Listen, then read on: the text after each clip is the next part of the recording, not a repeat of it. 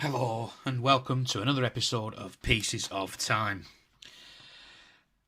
I bring to you today the Parnis GMT. This is actually probably one of my favourite Chinese watches that I've bought in recent times. It is a GMT, obviously, Greenwich Mean Time, automatic. It's not an unboxing because I've been wearing it for a while, so it does come in a box. It comes in like something along the lines of this. It's not from this company. This is actually my L'Oreal box. I can't find the GMT one. I don't know where that's gone. It did come with one of these. This is it. You know how I feel about those. So, not much to show in box-wise. If you are going to buy one of these, just bear in mind that it wouldn't make an excellent gift unless you're willing to go out and buy yourself a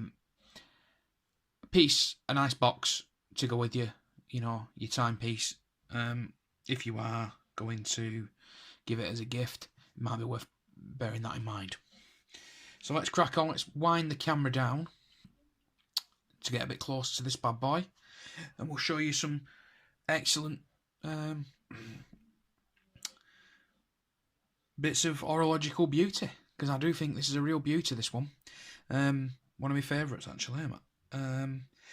So yeah, let's move it on down.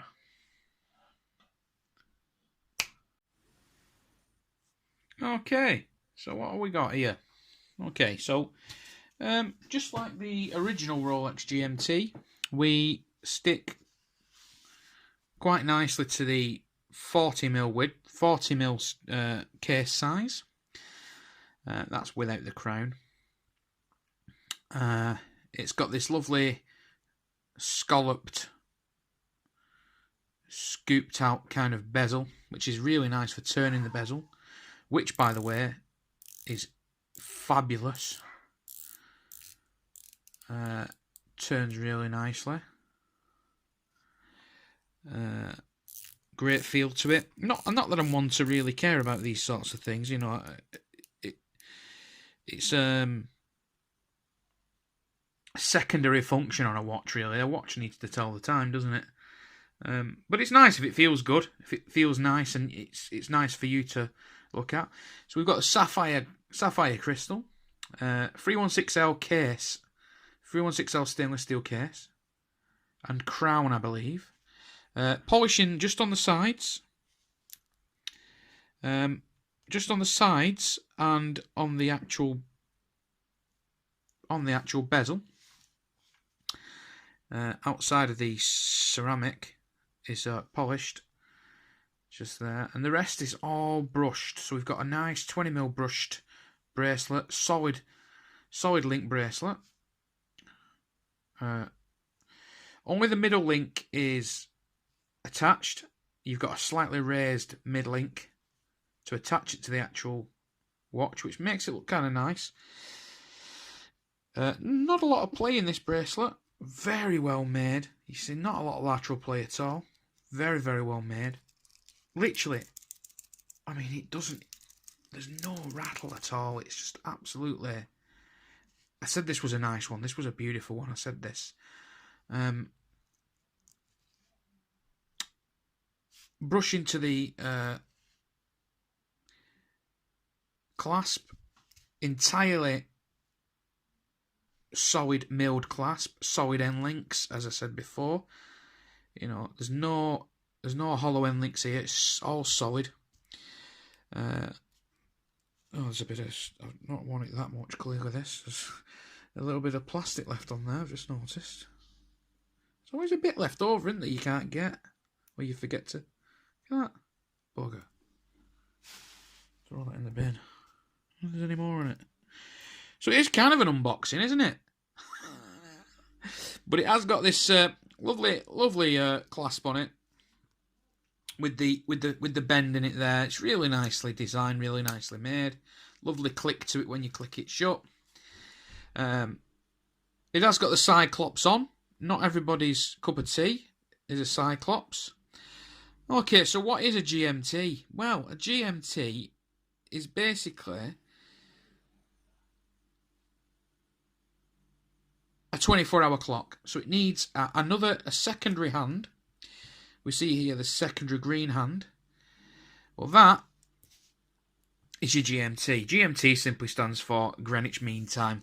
The secondary hand here is the 24-hour hand. Okay. Now, to set this, what you'd do is you'd set your home time.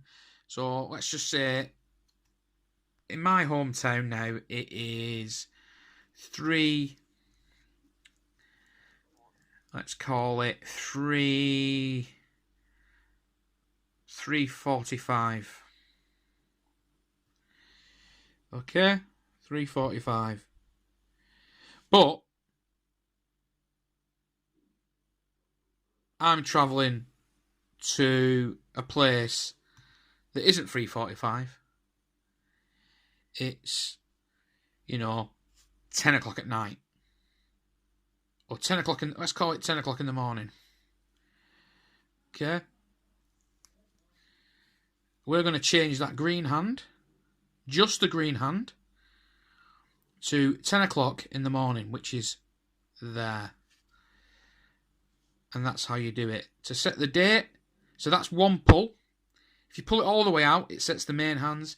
One pull sets the GMT hand, or the 24-hour hand. And then, let's not move that. Oh, goodness.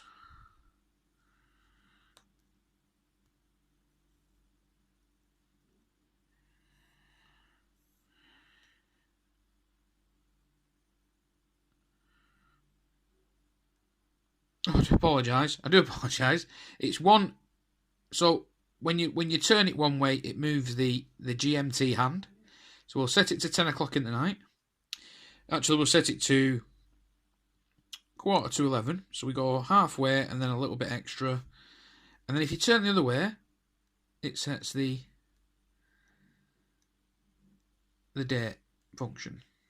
Okay? So it's that way for the GMT, upwards for the date function. And that's it. Very simple setting guidelines. It does hand wind if you listen.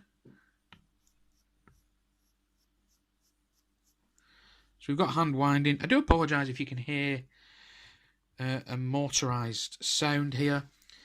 My neighbour's jet washing is in the back garden, jet washing, so and I'm just doing my thing and he's doing his thing, so what are you going to do? Now, that brings me on to the few foibles this watch has. They're not deal breakers by any stretch of the imagination, but they are foibles nonetheless. Okay, they're character flaws. In what, you see this guy walking into the room and you say, oh, look at him, he's a hunk, isn't he? Well, every hunk has a character flaw. Trust me, I know. I'm a hunk. So, this crown, it's a screw-in crown, and it is very difficult to screw in without cross-threading. It is very difficult. Every single time I unscrew it, we reset that. Every single time, there's something not quite right about it. It is a little bit of bad finishing or something. It might wear away within time. That it might, once them couple of threads that are catching at the very start wear off a little bit. Like I said, I've not worn it very much at all. So that's the first foible, is that the finishing on something which is quite important as well. I'm glad they only give 30 metres water resistance with this, because that is quite important to the water resistance. And if that's not quite right, you're going to know about it. But it's literally hand wash only, this one. Okay, one of the other foibles is my only other foible is the clasp. The clasp doesn't open straight, so that when you've got a hand like mine, it means that you've got to do some amateur acrobatics to try and get your hand in, because just, it is stuck on, so I have to sort of do it like this. Now I can still get my hand in, so again, hence the reason I say it's not a deal breaker. And there is one more foible, one more little flaw in it, if you will. Okay, so the last foible I've got, and this is, if I'm totally honest with you, this, never mind the clasp and never mind the crown screwing issue. If you take those away, because they're not major problems, they're not, this is a 30-meter water resistant watch. It's not going to be by any means going to be submerged by me.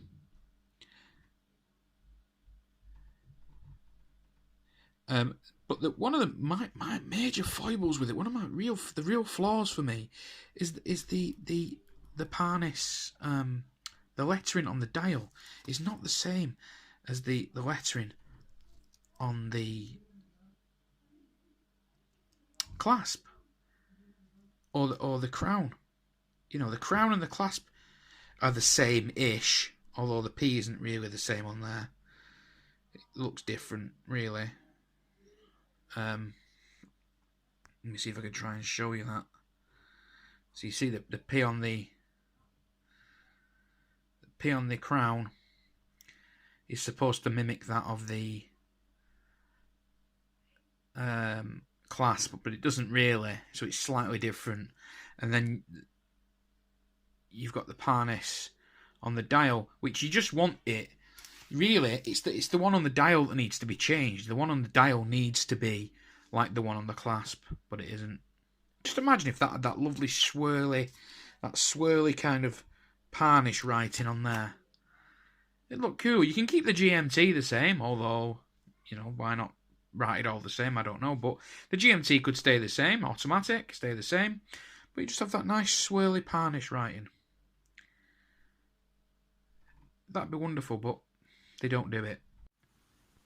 So, apart from those foibles, little problems, it's still a fantastic watch. The fit and finish of this thing is just second only to some of the, the quality of this is something you'd probably pay 3, 4, maybe 5 times the amount for.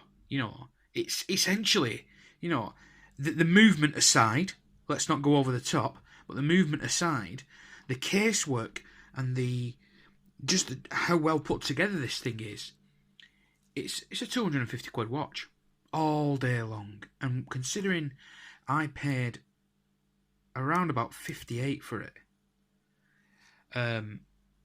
that's a real bargain. It's a real bargain. And AliExpress are doing a real service for people there, in my opinion. For people who want a decent watch for not a lot of money, you just can't fault it. It's a lovely timepiece. So that's that. What's more to say? Go out and buy one. They really are that good. I don't endorse things very often, but this, go out and buy one. Select the colour you want. The only other one I would have gone for maybe was the Pepsi bezel to make it real. The whole reason I didn't want to go for that was because I didn't want it to just look like a Rolex knockoff. However, it still does. It looks like a GMT knockoff, Rolex GMT knockoff. The Pan Am knockoff is what it is, actually, isn't it? Rolex. It's the Pan Am, the red and blue pilot's watch. But get yourself. They do some lovely grey ones. There's like a one was with red bezels on. Or you can go for the Pan Am version if you want the Pepsi style.